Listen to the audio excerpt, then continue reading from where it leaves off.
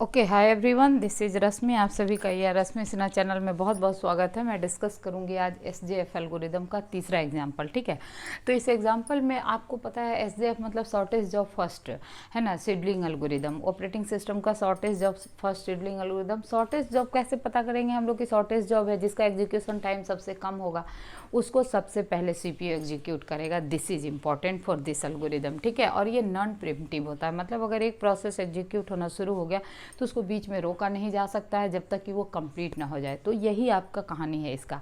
अब हम लोग इसको एग्जाम्पल डिटेल से देखते हैं। उससे पहले आप वीडियो को लाइक करके शेयर करना नहीं भूलिएगा। ठीक है, तो देखिए ये आपका 4 प्रोसेस दिया हुआ P1 P2 P3 P4। ठीक है, ये चारों के चारों प्रोसेस क्या है, रेडी क्यू में आपके आ चुके हैं और इनका जो एग्जीक्यूशन टाइम है P1 का 4 है, P2 का 2 है, P3 का 1 है, P4 का 2 है। इनपुट आउटपुट ऑपरेशन के लिए भी इसमें ड्यूरेशन दिया हुआ है।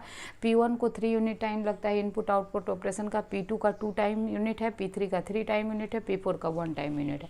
और सवाल में गिवन है कि सारे प्रोसेस एक समय आए हैं। ठीक है, और दूसरी बात ये गिवन है कि जब किसी भी प्रोसेस का CPU टाइम एग्जीक्यूट हो जाएगा उसके बाद वो इनपुट आउटपुट टाइम अपना प्रोसेस करेंगे।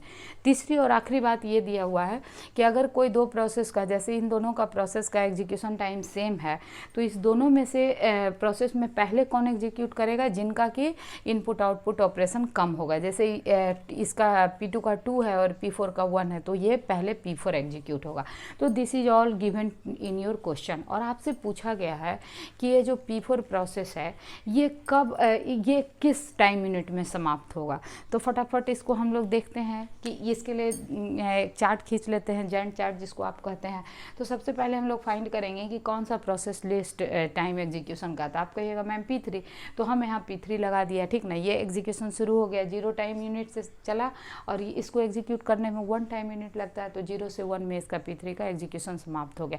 हम लोग क्या अभी पढ़े थे सवाल में कि P3 का जब CPU एग्जीक्यूशन समाप्त होगा तो उसका कौन सा एग्जीक्यूशन शुरू होगा, इनपुट आउटपुट ऑपरेशन शुरू होगा। तो इसका 1 टाइम यूनिट के बाद 1 पे तो इसका समाप्ति हुआ, 1 टाइम यूनिट के बाद 3 टाइम यूनिट ये किस ऑपरेशन के लिए लेगा, इनपुट आउटपुट ऑपरेशन के लिए। इसीलिए P3 को मैंने यहाँ 1 to 4 तक, 1 तो पहले ही सो रखा है तो 3 टाइम यूनिट लेगा, तो ये 4 यूनिट आपका हो जाएगा। ठीक है, अब देखिए P1 के बाद अब आप क्या कहेंगे कि मैम P2 और P4 दोनों का सेम टाइम एग्जीक्यूशन टाइम है, तो कौन सा इन दोनों में हम लोग सेलेक्ट करेगा।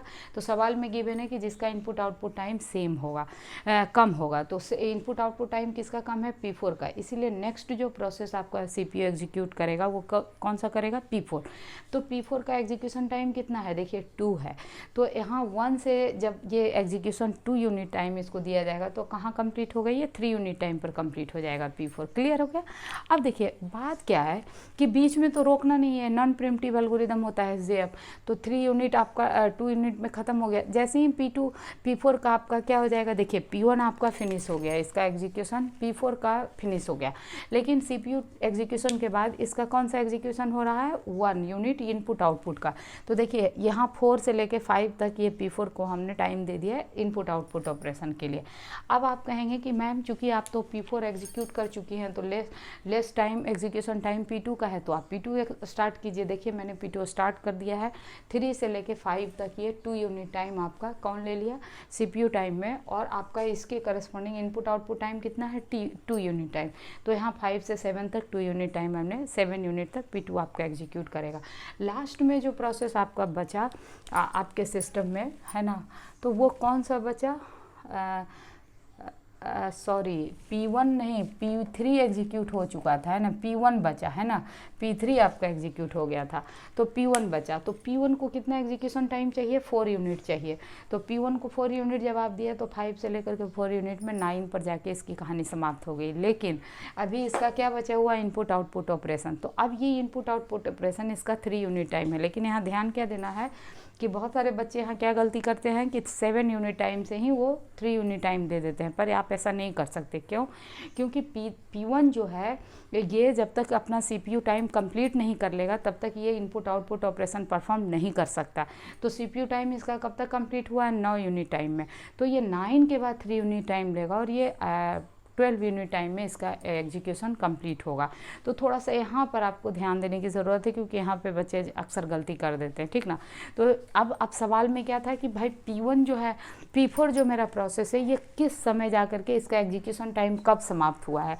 तो ये P4 प्रोसेस कहाँ कंप्लीट हुआ है, एट 5 यूनिट टाइम पर कंप्लीट हुआ है। तो दिस इज ऑल अबाउट, तो इसका आंसर क्या होगा, P4 का कंप्लीशन टाइम क्या है, P4 का कंप्लीशन टाइम है आपका 5 यूनिट, है ना, 5 इसका आंसर होगा। तो इसी तरीके से आप किसी का भी बता सकते हैं। अगर आपसे मान लीजिए P2 का पूछा जाता तो आप 7 बोलते, P1 का पूछा जाता तो आप 12 बोलते, है कि नहीं। तो इसी के साथ ये वीडियो मैं समाप्त करती हूँ, लेकिन वीडियो में कमेंट करके ज़रूर बताइएगा आपको कैसा लगा वीडियो, और लाइक शेयर करना नहीं भूलिएगा, ठीक है। Thank you, take care, bye.